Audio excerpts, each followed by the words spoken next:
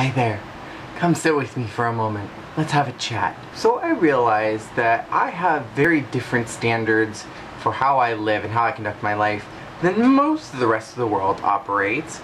Not to say that I am better than anybody else or worse than anybody else, but I understand that I think and act and compose myself differently than how, like, 100% of the world thinks. Like, we are all different and we all operate different ways, and that's just life. Today I am talking about hygiene. This is one of my absolute biggest pet peeves. I consider myself a pretty clean person. I like to plan ahead of time to make sure that I have enough room, to make sure that I'm clean and presentable before I go out in public. And I just feel like this is one of those things that every single person on earth should follow all the time, with no exceptions, ever.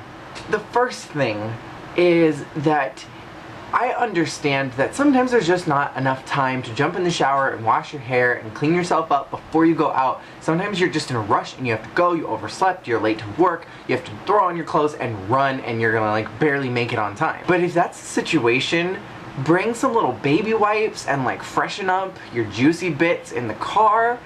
Take a tube of deodorant, some Secret or some Old Spice or some Right Guard, and take a jug of deodorizing spray and freshen yourself up every half hour or so, because those bits get funky.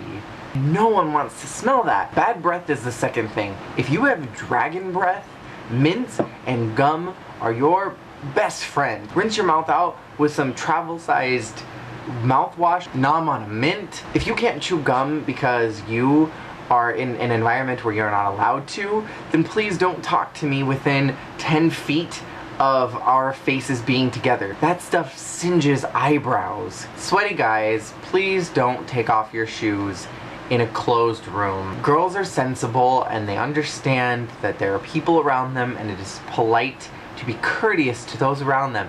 But there are guys who don't realize that their feet are raunchy and they just take off their shoes in the middle of an enclosed room, and everyone's gassed out and people are opening up the windows and the doors, and there's clearly a hint that something smells, and the person's just sitting there like, I don't know what's going on, I have no clue why the doors are open, oh my gosh, it does smell. Hand washing is another big thing. When your hands are dirty, it is really not that hard to see that you have black things underneath your nails, unless you have a skin condition where you just grow fungus and you can't do anything about it.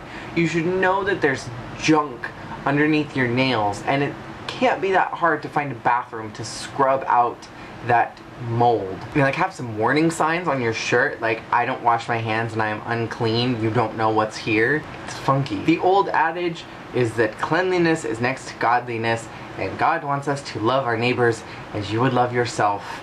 So please love your neighbors by cleaning your fingers and washing your butt crack and carrying around some deodorant for your funky, dirty armpits, and just brush your teeth twice a day, maybe 17 times a day. That's it. See y'all next time. Peace out. You dig 'em us.